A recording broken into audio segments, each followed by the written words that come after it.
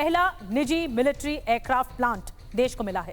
वडोदरा में प्रधानमंत्री मोदी और स्पेन के प्रधानमंत्री पेड्रो सांचेस ने टाटा एडवांस सिस्टम लिमिटेड का उद्घाटन किया। यहां से C295 कार्गो विमान का निर्माण होगा और 40 विमान इस फैक्ट्री में बनेंगे। 40 टाटा एयरबस भारत में पहला ऐसा निजी केंद्र होगा जहां सैन्य विमानों के कलपुर्जों को जोड़कर विमानों को अंतिम रूप देने का काम किया जाएगा। ये मैन्युफैक्चरिंग यूनिट है। टाटा एडवांस सिस्टम कॉम्प्लेक्स को C295 विमानों के निर्माण के लिए बनाया गया है। वडोदरा का ये कॉम्प्लेक्स भारत में सैन्य विमानों के लिए निजी क्षेत्र की पहली असेंबली लाइन है। इसमें विमानों के निर्माण से लेकर उनके पुर्जों को जोड़ना, उनका परीक्षण करना, ये सब शामिल है। टेस्टिंग भी शामिल है। साथ ही विमानों के रखरखाव की सुविधा भी इस प्लांट में उपलब्ध कराई जाएगी। और आइए अब आपको बताते हैं कि भारत ने सितंबर 2021 में भारतीय वायुसेना के पुराने हो चुके एवरो 748 विमानों को बदलने के लिए 56 C295 परिवहन विमान खरीदने की डील की। अब डील के बारे में बताते हैं। ये deal Airbus defence and space के साथ लगभग 21 करोड़ रुपए की है और इस प्रोजेक्ट के तहत भारत में पहली बार निजी कंपनी सैन्य विमानों का निर्माण करेगी। समझौते के तहत एयरबस 4 साल के अंदर स्पेन के सेविले स्थित अपनी फाइनल असेंबली लाइन से 16 ऐसे विमान भेजेगा जो उड़ान भरने की स्थिति में होंगे। बाकी 40 विमानों का निर्माण वडोदरा में टाटा एडवांस सिस्टम में किया जाएगा। इसी टाटा एडवांस सिस्टम का आज प्रधानमंत्री मोदी और स्पेन के प्रधानमंत्री ने स्वागत किया है, इसका उद्घाटन किया है। और वडोदरा से पहले C295 विमान आपको बता दें 2026 तक तैयार हो सकता है, यानी जो पहली खेप आएगी वो 2026 में सामने आएगी। प्रधानमंत्री मोदी ने अक्टूबर 2022 में वडोदरा में फाइनल असेंबली लाइन की आधारशिला रखी थी और आज इसका उद्घाटन किया गया है। इस मौके पर पीएम ने कहा कि टाटा एडवांस सिस्टम लिमिटेड न सिर्फ भारत स्पेन संबंधों को मजबूत करेगी बल्कि हमारे make in India, make for the world mission को भी बढ़ावा देगी। भारत में डिफेंस मैन्युफैक्चरिंग इकोसिस्टम नई ऊंचाइयां छू रहा है। 10 साल पहले अगर हमने ठोस कदम नहीं उठाए होते तो आज इस मंजिल पर पहुंचना असंभव ही था। तब तो कोई ये कल्पना भी नहीं कर पाता था कि भारत में इतने बड़े पैमाने पर डिफेंस मैन्युफैक्चरिंग हो सकती है। उस समय की प्रायोरिटी और पहचान दोनों इंपोर्ट की ही थी, लेकिन हमने नए रास्ते पर चलना तय किया, अपने लिए नए लक्ष्य तय किए और आज इसका नतीजा हम सबके आंखों के सामने है। किसी भी पॉसिबिलिटी को प्रॉस्पेरिटी में बदलने के लिए राइट प्लान और राइट पार्टनरशिप जरूरी है। भारत का डिफेंस सेक्टर का कायाकल्प राइट प्लान और राइट पार्टनरशिप का उदाहरण है। बीते दशक में देश ने ऐसे अनेक फैसले लिए जिससे भारत में एक वाइब्रेंट डिफेंस इंडस्ट्री का विकास हुआ। हमने डिफेंस मैन्युफैक्चरिंग में प्राइवेट सेक्टर की भागीदारी को विस्तार दिया। प्रधानमंत्री मोदी को आपने सुना। आइए अब आपको बताते हैं C295 की खासियत क्या है और ये इंडियन एयरफोर्स के लिए कैसे एक गेम चेंजर साबित होने वाला है, ये आपको बताते हैं। भारत का ये महाबली है C295 और जो बहुउद्देशीय है, मल्टीटास्किंग है, कार्गो विमान है। 482 किलोमीटर प्रति घंटे की रफ्तार से ये आगे बढ़ेगा। 9,250 किलो का वजन उठाकर ये उड़ सकता है, ये इसकी खासियत में से एक है। 13,533 फीट की ऊंचाई पर ये उड़ान भरेगा। लगातार 11 घंटे तक ये उड़ान कर सकता है। 71 सैनिकों को ले जाने की इसकी क्षमता है C295 की और हवा में रिफ्यूलिंग की भी सुविधा है, जो कि सबसे बड़ी बात है इसकी और सबसे खासियत है। 844 मीटर के रनवे से भी उड़ान भर सकता है। लैंडिंग के लिए सिर्फ 420 मीटर के रनवे की जरूरत होगी। इसे पहाड़ी इलाकों के लिए पूरी तरह कारगर होगा। तो ये एक बेहतरीन नमूना है। सुमित चौधरी हमारे साथ, हमारे डिफेंस एडिटर जुड़ चुके हैं। सुमित, ये बेहतरीन नमूना है कि कैसे सोच से लेकर निर्माण तक का ये सफर डिफेंस सेक्टर में देखने को मिला है। इसके फायदे क्या होंगे रक्षा क्षेत्र में और हम डिफेंस विभाग में, ये जानना सबके लिए जरूरी है। देखिए बिल्कुल, क्योंकि भारत, अगर आपने याद होगा कि भारत को फाइटर एयरक्राफ्ट तेजस बनाने में 3 दशक से ज़्यादा का वक्त लग गया, लेकिन भारत अब भी ट्रांसपोर्टर एयरक्राफ्ट और ऐसे ट्रांसपोर्टर एयरक्राफ्ट जो जल्दी से मल्टी रोल भी हों और ख़ास तौर पर ऐसे मीडियम ट्रांसपोर्टर्स हों जो लगातार भारतीय वायुसेना के साथ साथ बाकी एजेंसीज में भी इस्तेमाल किया जा सके। और इसी वजह से अगर आप देखें कि भले ही 16 हमें स्पेन से मिल रहे हैं, बाकी के 40 भारत में ही बनेंगे। और इसका सबसे बड़ा फायदा क्या होगा कि भारत की अपनी जो एरोस्पेस इंडस्ट्रीज है वो ऐसे इंजन्स को डेवलप करने में उसको मदद मिलेगी। 90% से ज्यादा ये बाद के जो ट्रांसपोर्टर एयरक्राफ्ट है वो भारत में ही बनेंगे। 15,000 से ज्यादा इसमें जॉब्स आप कह सकते हैं कि जनरेट की जाएंगी और भारत की आप कह सकते हैं कि एरोस्पेस इंडस्ट्री को दुनिया भर में एक नई पहचान मिलेगी, क्योंकि जब ये प्रोग्राम लगभग पूरा हो जाएगा तो आप मानिए कितनी ज्यादा संख्या में स्किल लेबर भारत के पास होगी, कितनी बड़ी इंडस्ट्री भारत के पास होगी, भारत के पास एक तैयार इंफ्रास्ट्रक्चर होगा। तो आने वाले वक्त में जब भी हम टेक्नोलॉजी ट्रांसफर करेंगे, खुद की अपनी टेक्नोलॉजी विकसित करेंगे, तो भारत के पास एक बनी बनाई फैसिलिटी होगी। तो निश्चित तौर पर यह भारत के डिफेंस सेक्टर के साथ साथ ना सिर्फ हमारे डिफेंस फोर्सेस को बूस्ट करेगा बल्कि पूरे डिफेंस सेक्टर को भी एक बड़ी उपलब्धि देगा। बिल्कुल बड़ी बात आपने बताई कि एरोस्पेस इंडस्ट्री के लिए ये जो प्रोसेस है, ये जो निर्माण है, वो मील का पत्थर साबित होगा। सुमित, मैं आऊंगी आपके पास वॉर जोन के लेटेस्ट अपडेट के साथ आगे, लेकिन अब बात जनगणना की कर लेते हैं लाउड एंड क्लियर में। देश में अगले साल से जनगणना की शुरुआत हो सकती है। ये जनगणना 2025 से शुरू होकर 2026 तक चलेगी। संप्रदाय के आधार पर भी जनगणना कराए जाने पर विचार हो रहा है, मंथन हो रहा है। जनगणना के बाद लोकसभा सीटों की परिसीमन का रास्ता भी साफ हो जाएगा। इससे पहले जनगणना 2011 में हुई थी, जो सेंसस हुआ था, और 2011 के बाद 2021 में जनगणना होनी थी, लेकिन उस वक्त कोविड चल रहा था, महामारी चल रही थी और इसी वजह से जनगणना को टालना पड़ा। लेकिन 4 साल यानी 2025 में जनगणना होगी। अब इसके साथ ही जनगणना का चक्र भी बदल जाएगा। हर 10 साल में होने वाली जनगणना अब अगली बार 2035 में होगी। अभी तक हर 10 साल में होने वाली जनगणना दशक की शुरुआत में होती थी, लेकिन अब 2025 के बाद, जब 2025 में हो रही है तो ठीक 10 साल बाद 2035 में होगी और फिर 2045 में होगी और फिर 2055 में होगी जनगणना। तो ये महत्वपूर्ण जानकारी है सेंसस के बारे में। और आइए अब आपको जनगणना क्यों जरूरी है, सेंसस क्यों जरूरी है, देश में लोगों की गिनती क्यों जरूरी है, ये बताते हैं। जनगणना से पता क्या चलेगा? जनगणना से देश की कुल जनसंख्या का आंकड़ा मिल पाएगा, एक प्योर आंकड़ा जो स्टैटिस्टिक्स जिसे कहते हैं वो मिल पाएगा। ये भी पता चलेगा कि लोग किस क्षेत्र में ज्यादा बसे हुए हैं, कहाँ कहाँ ज्यादा ऑक्यूपाइड हैं, और ग्रामीण और शहरी आबादी के अनुपात का भी पता चल पाता है।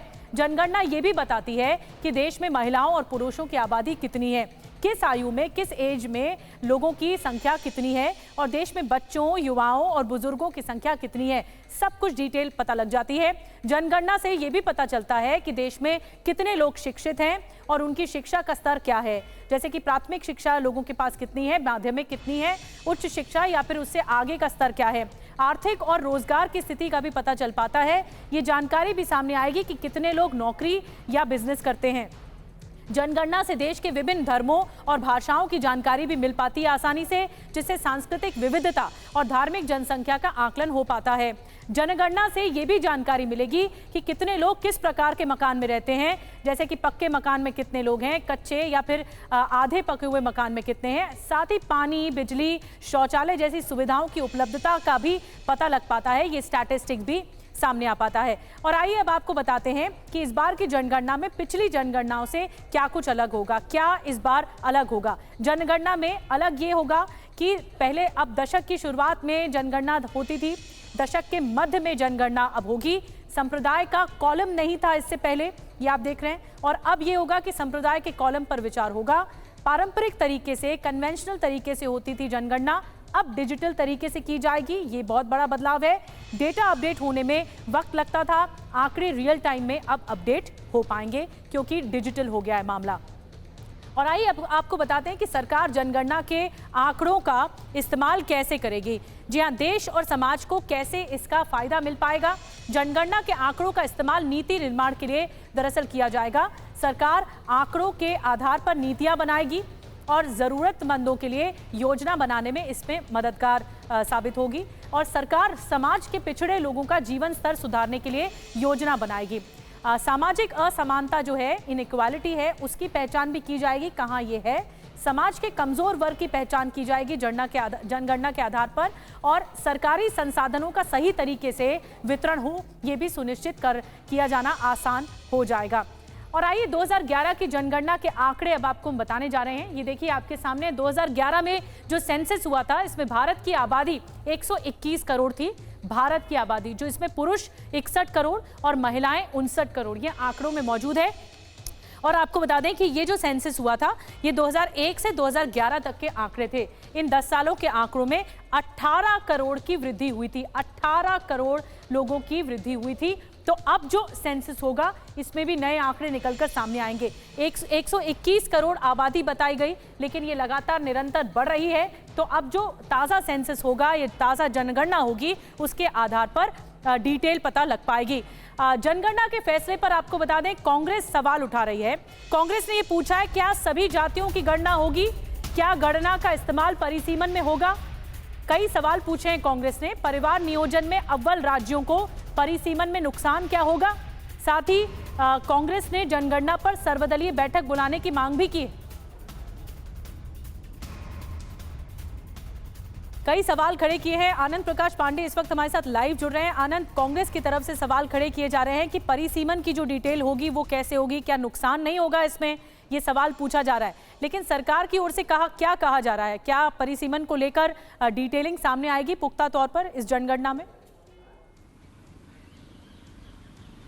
जी देखिए, 1971 के जो जनसंख्या जनगणना हुई थी उसके बाद उसके आधार पर ही जो भी परिसीमन अभी हुए हैं उनको किया गया। उसकी वजह ये थी कि तब सरकार ने कहा था कि चूंकि जनसंख्या ज़्यादा बढ़ रही है तो ऐसे में जनसंख्या नियंत्रण के कार्यक्रम लागू होने चाहिए, उसका असर दिखना चाहिए। इसलिए 1971 की जनसंख्या जो थी, जो जनगणना थी, उसके आधार पर ही परिसीमन जो भी बाद के भी हुए हैं उसी के आधार पर किए गए। और जो बात कांग्रेस कह रही है, यही शिकायत जो है, यही नाराजगी जो है साउथ के स्टेट से उनकी भी है कि जहाँ एक तरफ साउथ के स्टेट्स ये कहते हैं कि हमने जनसंख्या नियंत्रण के कार्यक्रमों को सख्ती से लागू किया, दक्षिण भारत के लोग जो है उन्होंने जनसंख्या को कंट्रोल करने में मदद की, उन्होंने बच्चे कम पैदा किए, तो ऐसे में उनका नुकसान कैसे हो सकता है। अगर नॉर्थ में, अगर उत्तर भारत में जनसंख्या ज़्यादा बढ़ी है तो वहाँ अगर उनका रिप्रेजेंटेशन लोकसभा में ज़्यादा होगा तो ये तो कहीं ना कहीं नाइंसाफ़ी हो जाएगी दक्षिण भारत के राज्यों के साथ जहाँ पे जनसंख्या को कंट्रोल किया गया, वहाँ पे पॉपुलेशन कम है।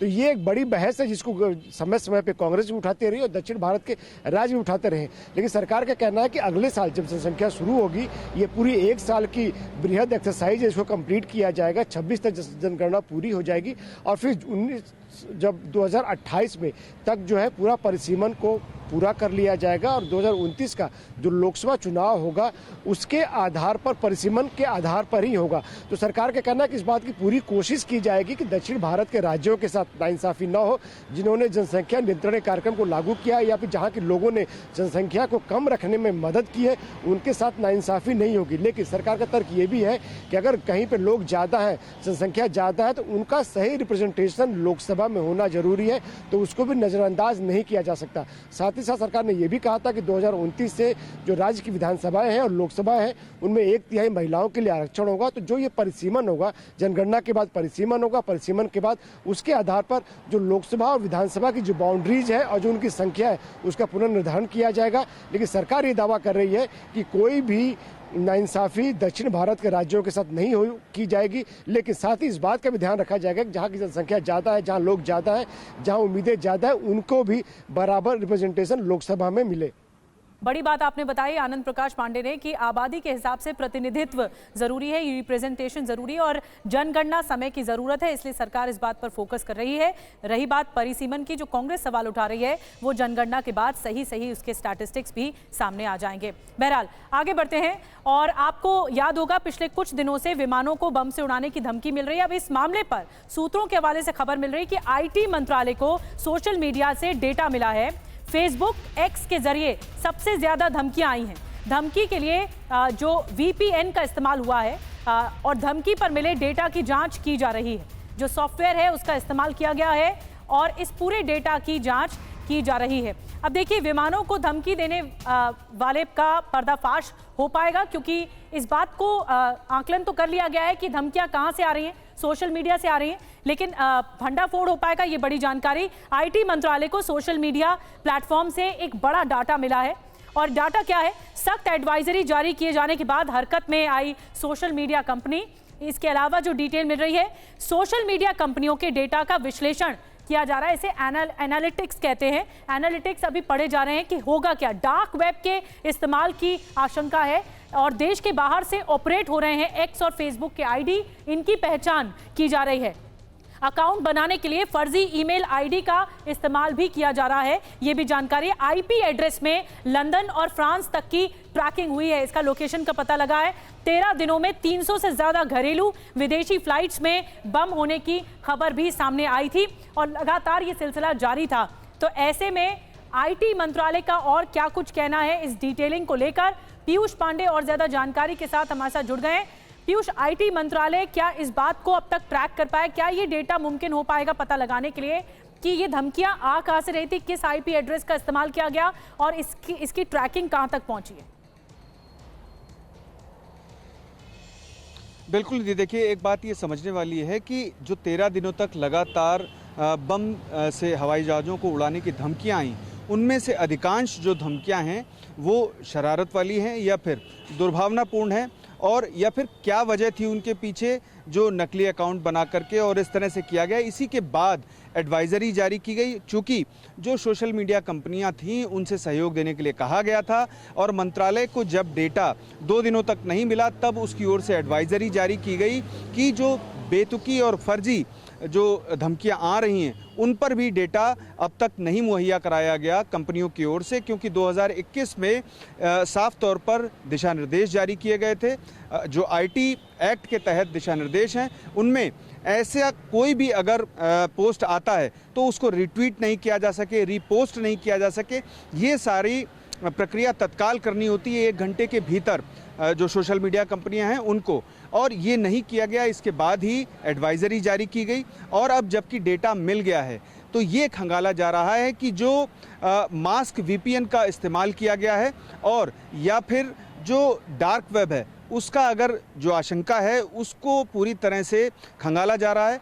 तो बहुतेरी जो धमकियां हैं वो फर्जी थीं, ये स्पष्ट हो चुका है, लेकिन विभिन्न पहलुओं पर आईटी मंत्रालय अध्ययन कर रहा है, विश्लेषण कर रहा है, और देखने वाली बात ये होगी कि जिन आईपी एड्रेस में मास्क वीपीएन का इस्तेमाल किया गया है वो हकीकत में क्या निकल कर सामने आता है। चूँकि ये ट्रैक किया जा चुका है कि यूरोप के कई देशों से ये धमकियाँ पोस्ट की गई, और इसके बाद तत्काल फेसबुक या एक्स या अन्य सोशल मीडिया प्लेटफॉर्म्स की तरफ से कोई कदम नहीं उठाए जाने और सूचना नहीं दिए जाने, यानी कि प्राधिकार को सूचना देने का कर्तव्य भी जो निर्धारण किया गया है वो साफ तौर पर सोशल मीडिया कंपनी का है। इसके बावजूद उन्होंने ऐसा नहीं किया, जिसके चलते एडवाइजरी जारी की गई, और इस सख्ती के बाद तत्काल सोशल मीडिया कंपनियों की ओर से सारा ब्यौरा मुहैया करा दिया गया आईटी मंत्रालय को, और अब उसको सेग्रीगेट करके यानी कि अलग अलग तरीके से खंगाला जा रहा है कि जिनमें साफ हो चुका है कि ये फर्जी थी तो उनको अलग कर दिया गया है, और बाकी जो सीरियस मामला है जहां पर मास्क वीपीएन का उपयोग किया गया है उनमें गंभीरता से आगे जांच की जा रही है और विश्लेषण किया जा रहा है। अब देखना ये होगा कि किस नतीजे तक पहुंचता है आईटी मंत्रालय। बिल्कुल बड़ी जानकारी दे रहे हैं पीयूष की अब नतीजे पर किस नतीजे पर पहुंचा जाता है आईटी मंत्रालय के जरिए, क्योंकि ये इंफॉर्मेशन सेग्रीगेट कर दी गई है, सोशल मीडिया कंपनियों को एडवाइजरी भी जारी कर दी गई। इस पूरे डाटा का जो भी हासिल हुआ है उसका विश्लेषण किया जा रहा है। बहरहाल आगे बढ़ते हैं। अब खबर अमेरिका चुनाव से जुड़ी हुई। अमेरिका में राष्ट्रपति चुनाव अपने अंतिम दौर पर पहुंच चुका है। जी हां, अगले हफ्ते वोटिंग होने जा रही है। एक बड़ा खुलासा ये हुआ है अमेरिकी चुनाव से जुड़ा हुआ। द न्यूयॉर्क टाइम्स के हवाले से जो सामने आई खबर, उसके मुताबिक अमेरिकी चुनावों पर चीनी हैकर्स का साया है। चीनी हैकर्स ने अमेरिकी टेलीकॉम कंपनियों को निशाना बनाया है। कई सारे डेटा चुराए गए हैं और खुफिया जानकारी जुटाई गई है। कई मतदाताओं की जानकारियां चोरी की गई हैं। इससे बड़ी बात यह कि चीनी हैकर्स के निशाने पर रिपब्लिकन उम्मीदवारों के साथ साथ डेमोक्रेटिक उम्मीदवार और उनकी इलेक्शन टीम भी शामिल है। चीनी हैकर्स ट्रंप और कमला हैरिस के मोबाइल फोन में सेंधमारी की कोशिश कर रहे थे, और चीनी हैकर्स की तरफ से कई बार साइबर हमले भी किए गए हैं। तो ये बहुत बड़ी डिटेल निकलकर सामने आई है अमेरिकी चुनाव में कि चीनी हैकर्स का साया है, एक बड़ी सेंधमारी की तैयारी की जा रही है। और आइए अब आपको बताते हैं कि अमेरिकी चुनावों को प्रभावित करने के लिए जिन हैकर्स ग्रुप का नाम सामने आया है वो कौन कौन से हैं। तो चीन का सॉल्ट टाइफून नाम का हैकर ग्रुप है। सॉल्ट टाइफून नाम का ये ग्रुप लगातार चीन से साइबर हमले कर रहा है। अमेरिका के नेशनल सिक्योरिटी अफसरों को कई सबूत भी इसके बारे में मिले हैं। सबूत इस बात के भी हैं कि चीनी हैकर से अमेरिका की बड़ी कंपनियों में सेंधमारी की है। सॉल्ट टाइफून नाम के हैकर ग्रुप ने डोनाल्ड ट्रंप और उपराष्ट्रपति पद के दावेदार जेडी वेंस के मोबाइल फोन से जुड़ी जानकारियों को उड़ाने की कोशिश की। इसके अलावा कमला हैरिस और डेमोक्रेटिक पार्टी के चुनाव अभियान से जुड़े स्टाफ भी चीनी हैकर्स के टारगेट लिस्ट में मौजूद हैं। जानकारी ये भी मिली है कि अमेरिकी सीनेटर चक शूमर के बारे में भी हैकर्स ने जानकारी जुटाई है और वो भी खतरनाक स्तर है ये भी। अब आपको बताते हैं, अमेरिका में डोनाल्ड ट्रंप और कमला हैरिस के बीच जबरदस्त टक्कर है। अमेरिकी चुनावों में दोनों पक्ष जीत के दावे कर रहे हैं और एक तरफ चीनी हैकर्स का खतरा भी है और ये खतरा बड़ा है, तो दूसरी तरफ जीत की गारंटी का दांव भी खेला जा रहा है। चुनावों पर अमेरिका सट्टा बाजार बहुत गर्म है। सट्टा बाजार में अमेरिकी चुनावों पर 840 करोड़ का सट्टा लगा हुआ है। इन मार्केट में राष्ट्रपति चुनाव के परिणामों पर सट्टा लग रहा है। कौन जीतेगा इस पर सट्टा लग रहा है। Crypto gambling website poly market ने डोनाल्ड ट्रंप को आगे बताया है कि इस वेबसाइट के मुताबिक ट्रंप आगे चल रहे हैं। सट्टा बाजार में ट्रंप आगे चल रहे हैं। जीत के आसार 64% हैं ट्रंप के, डोनाल्ड ट्रंप के। और राष्ट्रपति की रेस के लिए ट्रंप कमला हैरिस के बीच में बहुत होड़ मची है। दोनों उम्मीदवारों का स्विंग स्टेट में जोर है और आपको बता दें कि दोनों नेता इन्हीं राज्यों में चुनावी सभाएं भी कर रहे हैं। एक दूसरे पर कड़ा प्रहार भी किया जा रहा है। तो mister Trump versus madam Harris के बीच में ये बड़ी लड़ाई है। आइए आपको बताते हैं ट्रंप और कमला हैरिस अमेरिका की जनता से क्या क्या वादे कर रहे हैं। ये देखिए, ट्रंप वर्सेस कमला। आपको बताते हैं टैक्स कटौती पर जोर, ये ट्रंप का कहना है। तो इसके अलावा वादा कमला हैरिस की ओर से मेड इन अमेरिका नीतियों पर जोर रहेगा। आपको बता दें कि ग्रीन एनर्जी नीतियों का विरोध किया जा रहा है ट्रंप की ओर से। तो वहीं कार्बन उत्सर्जन कम करेंगे, ये भी वादा कमला हैरिस की ओर से किया जा रहा है। चीन के साथ व्यापार पर रुख जो रहेगा, ट्रंप की ओर से कहा जा रहा है कि सख्त रहेगा उनकी नीतियों में। तो आर्थिक सुधार पर ध्यान दिया जाएगा, ये कमला हैरिस की ओर से कहा जा रहा है कि अगर उनकी सरकार आती है तो ये अहम वादे हैं दोनों ओर से, दोनों खेमों की ओर से। और आपको ये भी बता दें कि अप्रवासियों को बाहर करेंगे, ये कहना है डोनाल्ड ट्रंप का। तो कमला हैरिस कह रही हैं अप्रवासन नीति में सुधार की वकालत उनकी ओर से की जा रही है। गन कल्चर का समर्थन किया है डोनाल्ड ट्रंप ने, तो गन कल्चर के बहुत खिलाफ हैं नीतियों में भी कमला हैरिस। और ओबामा केयर हटाएंगे, ये कहा गया डोनाल्ड ट्रंप की ओर से। तो अफोर्डेबल केयर एक्ट को मजबूत करेंगे, ये भी कहा गया है। तो ये देखिए, बड़े डिफरेंसेस हैं जो दोनों ओर से किए जा रहे हैं। जो प्रोमिसेस, जो वादे किए जा रहे हैं, उनके बारे में आपको बता रहे हैं। अमेरिकी चुनाव तब हो रहे हैं जब दुनिया में 3 बड़े युद्ध इस वक्त चल रहे हैं। इन चुनावों की कैंपेन के दौरान डोनाल्ड ट्रंप और कमला हैरिस का युद्ध के प्रति क्या रुख है, आइए अब आपको ये बताते हैं कि युद्ध के प्रति क्या कहना है। ईरान पर इजरायली हमले के पक्षधर हैं डोनाल्ड ट्रंप। तो वहीं कमला हैरिस इजरायल को ईरान पर हमला न करने की नसीहत देते हुए दिख रही हैं। 2015 में ईरान परमाणु समझौते से यूएस को अलग कर दिया। तो वहीं मध्य पूर्व के देशों से संबंध बढ़ाने की ये पक्षधर हैं कमला हैरिस। इसके अलावा एक और पॉइंट ये कि यूक्रेन को अमेरिकी मदद की आलोचना की जा रही है। तो जो यूक्रेन को मदद हुई उसकी आलोचना हो रही, तो यूक्रेन को सैन्य मदद आगे भी जारी रखने को लेकर उनकी तरफ से कहा जा रहा है, कमला हैरिस की तरफ से। किम जोंग से मिलने उत्तर कोरिया गए थे, ट्रंप गए थे, तस्वीरें सामने आई थी। उत्तर कोरिया पर शिकंजा कमला हैरिस की ओर से कसा जा रहा है। तो ये मेजर डिफरेंसेस हैं, जो अलग अलग नीतियां हैं दोनों की। और किम जोंग से मिलने, जैसा कि आपको बता रहे हैं, उत्तर कोरिया को लेकर रुख नरम है डोनाल्ड ट्रंप का, तो उनका सख्त है। इजरायल के हाइफा पर हिजबुल्लाह का अटैक हुआ है। पेट्रोकेमिकल प्लांट पर हिजबुल्लाह का अटैक हुआ है। हिजबुल्लाह के हमले में हाइफा में भारी नुकसान की खबरें।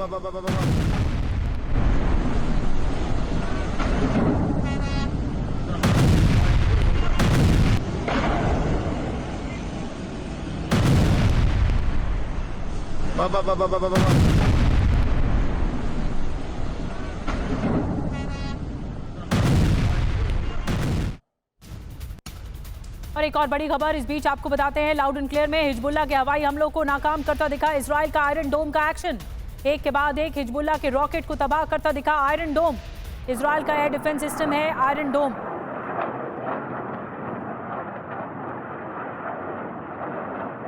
एक और बड़ी खबर आपको बता दें, इजराइल से जंग के लिए ईरान की तैयारी है, बड़ी तैयारी है। हम इजराइल के साथ जंग के लिए तैयार हैं, ईरान का कहना है। अगले चरण के युद्ध के लिए तैयार है, ईरान का कहना है। ईरान ने युद्ध की तैयारी का वीडियो भी जारी कर दिया है।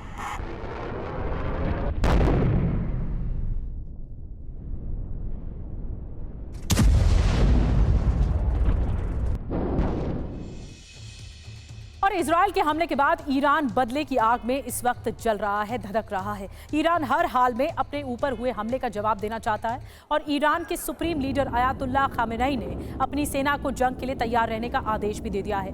खामेनेई ने अपनी सेना से कहा है कि वो इजराइल पर हमले के लिए तैयार रहें। ईरान की तैयारियों को देखकर ऐसा लगता है कि वो कभी भी किसी भी वक्त इजराइल पर हमला कर सकता है। इजराइल ने भी हमले की तैयारियां जारी रखी हैं। इजराइल का कहना यह है कि ईरान पर जो हमला हुआ, जो हमने किया, वो तो बस ट्रेलर भर है, असली हमला तो भी बाकी है। जिस तरह दोनों देशों के बीच तनातनी जारी है, उससे मध्य पूर्व पर मिडिल ईस्ट में बड़े हमले का खतरा मंडरा रहा है। तो बड़ी खबर आपको ये बता दें कि ईरान के जो सुप्रीम लीडर हैं खामेनेई, उनका बड़ा बयान आ गया है। ईरानी सेना को तैयार रहने का आदेश दिया गया है। खामेनेई तरफ से इजराइल के खिलाफ जंग के लिए तैयारी का आदेश दिया गया है। ईरान का पलटवार बहुत बड़ा होगा, ये चेताया है खामेनेई की तरफ से। और आइए आपको बताते हैं खामेनेई की धमकी के मायने क्या हैं, क्या कह रहे हैं वो और क्या संदेश दिया जा रहा है। बड़े हमले की तैयारी की जा रही है ईरान की ओर से और अब ईरान की बारी है, क्योंकि इजराइल जो करना था कर चुका। अब ईरान क्या करेगा? इजराइल पर बड़े हमले की तैयारी में ईरान है। ईरान के जो सुप्रीम लीडर हैं, सेना को तैयारी का आदेश दिया गया उनकी ओर से, खामेनेई की ओर से। इजराइल पर पहले से बड़े हमले की तैयारी में ईरान है। अब देखिए मायने क्या है, ये भी आपको बता देते हैं। मध्य पूर्व में तनाव बढ़ेगा, क्षेत्रीय अस्थिरता बढ़ेगी, परमाणु युद्ध का खतरा बढ़ेगा, वैश्विक अर्थव्यवस्था पर प्रभाव भी बढ़ेगा। हमारे साथ सुमित चौधरी लगातार बने हुए हैं, उनके पास चलते हैं। सुमित, देखिए कई वजहें हैं ईरान के पास कि वो इजराइल पर बड़ा हमला करे, क्योंकि इजराइल ने जो किया उसका बदला तो ईरान ले के रहेगा। लेकिन आपको क्या लगता है, जिस तरह से इजराइल ने बहुत छोटे में हमला किया अभी और वो कह रहा है कि ट्रेलर भर है, तो क्या इजराइल पहले वार नहीं करेगा जब तक तैयारी चल रही, इस बात का फायदा उठाते हुए? देखिए, एक बात तो तय है कि इजराइल के हमले भले ही छोटे लग रहे हों या फिर उसकी चीज़ें, लेकिन ये ज़रूर है कि उसके जो हमले थे वो बहुत स्ट्रैटेजिक हमले थे। वो ऐसा नहीं है कि सिर्फ ताबड़तोड़ तरीके, उन्होंने कोई सिविलियन चीज़ों को टारगेट, ना तो ब्रिज को, ना किसी इमारत को, किसी चीज़, उन्होंने सिर्फ स्ट्रैटेजिक लोकेशंस को टारगेट किया। उन लोकेशंस को जो लगातार मैन्युफैक्चरिंग यूनिट थी, उन जगहों को जहाँ पर S-300 की बैटरीज डिप्लॉय थी, यानी एयर डिफेंस मैकेनिज्म जो रूस से लिया गया, उन्होंने वो जगह को डेवलप किया, टारगेट किया जो एयरपोर्ट के पास थी। तो IRGC को लगातार टारगेट किया। तो उनका मकसद साफ था, स्ट्रैटेजिक चीजों को लोकेट कर उनको टारगेट करना और एक बड़ा मैसेज देना या फिर उनकी क्षमताओं को ईरान की कम कर देना, जो इजराइल ने कर दिखाया। लेकिन अब प्रेशर है ईरान के ऊपर यह प्रेशर है कि ईरान अब क्या करता है। ऑलरेडी ईरान के ऊपर प्रेशर है अपने प्रॉक्सीज को लगातार सिक्योर करने का, सेफगार्ड करने का। लेकिन अब इजराइल के ईरान पर हमले के बाद और खासतौर पर उनके लोग 4 ऑफिसर्स के मारे जाने की पुष्टि हुई है। हालांकि ईरान अभी तक बहुत खबरें सामने नहीं आने दे रहा, क्योंकि वहां की सोसाइटी ऐसी, वहां की चीजें ऐसी हैं। लेकिन यह जरूर है कि ईरान को नुकसान हुआ है। ईरान इस बारे में चुप है और ईरान तैयारी कर रहा है कि वो भी अब इजराइल को कैसे जवाब दे सकता है। लेकिन इजराइल अलर्ट है और यह भी ईरान मान चुका है कि अगर वो जवाब देगा तो निश्चित तौर पर रिटेलिएशन आगे बढ़ेगा। लेकिन अब उसकी मजबूरी हो गई है कि वो जरूर जवाब देगा। बड़ी बात आपने बताई कि ईरान अब जरूर जवाब देगा, लेकिन उसका जवाब कैसा होगा, किस वक्त होगा, क्योंकि लगातार वो रिवेंज मोड पे है और क्या हमला होता है ईरान का, ये बड़ी बात होगी। इजराइल के खिलाफ ICC जाएगा फिलिस्तीन, ये एक और बड़ी जानकारी मिल रही है, एक और बड़ी खबर। इंटरनेशनल क्रिमिनल कोर्ट में करेगा शिकायत। इजराइल पर लगाया सफेद फास्फोरस के इस्तेमाल का आरोप। गाजा पर सफेद फास्फोरस बम से हमले का आरोप लगाया गया है। फास्फोरस अटैक का वीडियो जारी किया गया है फिलिस्तीन की ओर से।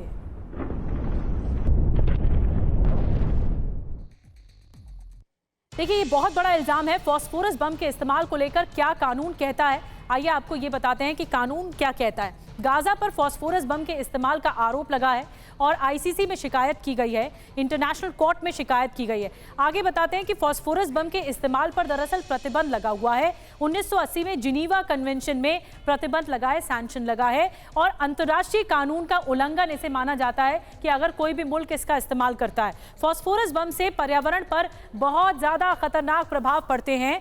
ये पर्यावरण के लिए बहुत खतरनाक होता है फास्फोरस बम और नकारात्मक प्रभाव भी पड़ते हैं। तो इसीलिए ये इल्जाम लगाया गया है कि इजराइल ने ऐसा किया है। और फास्फोरस बम को खतरनाक क्यों कहा जाता है, क्यों इसके इस्तेमाल पर प्रतिबंध है, बैन है, आइए आपको बताते हैं। व्हाइट फास्फोरस बम क्या होता है, ये क्या है? सफेद फास्फोरस रबर से बना मोम जैसा केमिकल तेजी से जलने की क्षमता रखता है, आग लगाने के काम आता है, धुआं पैदा करने वाला ये बहुत बड़ा विस्फोटक होता है। खतरनाक क्यों है? शरीर से छुड़ाना इसे बहुत मुश्किल होता है, हवा के संपर्क में आग पकड़ लेता है अचानक से, पानी से बुझाया नहीं जा सकता, ऑक्सीजन को सोखने लगता है, दम घुटने से लोगों की मौत हड्डी तक को भेदने में सक्षम है।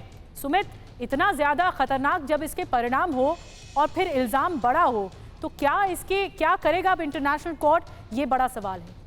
देखिए, जहाँ तक मेरा एक्सपीरियंस है और खासतौर पे इजराइल की स्ट्रैटेजी देखने को मिलती है, कुछ नहीं होने वाला। इजराइल का तो कुछ नहीं। पिछले 1 साल के युद्ध में आपने देखा होगा इजराइल ने कभी किसी इंटरनेशनल ऑर्गेनाइजेशन की नहीं सुनी है। इजराइल ने अमेरिका तक की नहीं सुनी है। अमेरिका रोकता रह गया लेकिन इजराइल कभी रुका नहीं। तो निश्चित तौर पर कोई कहीं भी जाए, जब तक इजराइल अपने ऑब्जेक्टिव को पूरा नहीं कर लेता। हालांकि फास्फोरस बम या फिर इसके इस्तेमाल को लेकर आप याद होगा कि रशिया यूक्रेन के बीच में भी कई बार इसको लेकर सवाल खड़े हुए, लगातार एक दूसरे ने इंटरनेशनल फोरम में जाकर इसको लिया, लेकिन कुछ नहीं हुआ। और अभी आप मानिए कि इजराइल तो सुनने वाला भी नहीं है। इजराइल अपने ऑब्जेक्टिव को पूरा करेगा, चाहे उसको कोई भी आप कह सकते हैं कदम उठाना पड़े, चाहे वो हमास के खिलाफ हो, चाहे वो हिजबुल्लाह के खिलाफ हो। और इजराइल की सीधी स्ट्रैटेजी रहती है, अगर हमको नुकसान हुआ तो हम आपको 10 गुना ज्यादा, 100 गुना ज्यादा नुकसान पहुंचाएंगे। और वही वो हमास के साथ कर रहा है। लेकिन अगर इजराइल ने किया भी होगा सुमित, तो भी डिनायल मोड में ही रहेगा। देखिए, बिल्कुल, हमेशा कोई भी देश इस बात को वॉर फ्रंट के ऊपर नहीं मानता कि हमने किसी तरीके का उल्लंघन किया, चाहे वो आप इंटरनेशनल कोर्ट का कह लीजिए, वॉर क्राइम्स का कह लीजिए, कभी कोई नहीं मानता। और अगर आ भी जाता है तो फिर उसकी अकाउंटेबिलिटी कब तय होगी,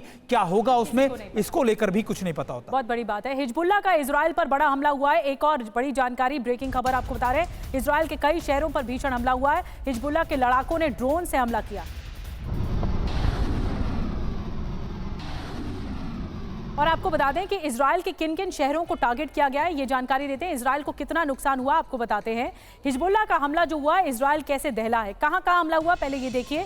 कैफर, वाद्रिम, अलकोश और शोमेरिया, ये यहाँ अटैक हुआ है। और इसके अलावा बड़ी खबर ये है कि इजराइल के अलग अलग शहरों पर ड्रोन अटैक किया गया है, ड्रोन से हमला किया है। आईडीएफ जो इजराइल डिफेंस फोर्स है, उसके सैन्य वाहनों पर अटैक हुआ है।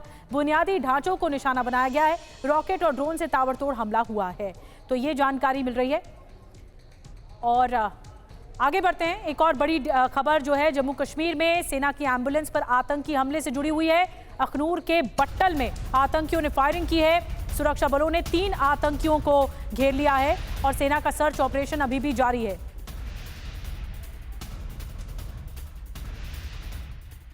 इस समय मैं मौजूद हूं अखनूर के बट्टल इलाके में। ये वही इलाका है जहां पे माना जा रहा है कि 2 से 3 आतंकी जो है इन्हीं घने जंगलों में छुपे हुए हैं। दरअसल सुबह तकरीबन 7 और 7:30 के बीच में आतंकी जो है वो भारतीय सेना के एम्बुलेंस पर फायरिंग करते हैं, जिसके बाद इन्हीं घने जंगलों में छुप जाते हैं।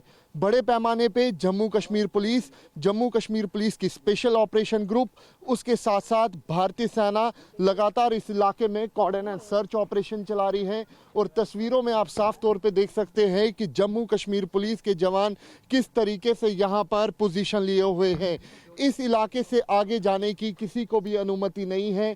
माना जा रहा है कि ये जो आतंकी है ये पाकिस्तानी हो सकते हैं, फ्रेश इन्फिल्ट्रेशन हो सकती है। और ऐसे में इनका टारगेट जो था वो भारतीय सेना के वाहन थे।